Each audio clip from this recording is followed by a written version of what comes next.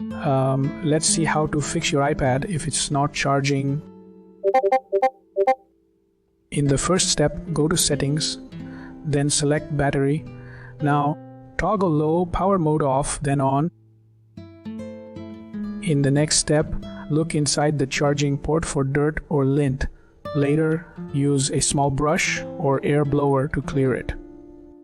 Then insert the cable carefully to check for looseness.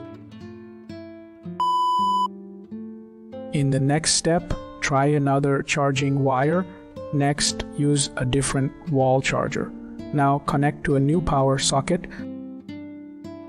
In the next step, open Settings. Next, tap Face ID and Passcode or Touch ID and Passcode. Next, switch off USB accessories. In the next step, link the iPad to a computer's USB slot. Next, plug it straight into a wall socket instead of an extension cord. Next, try a portable charger as another option. You are good to go.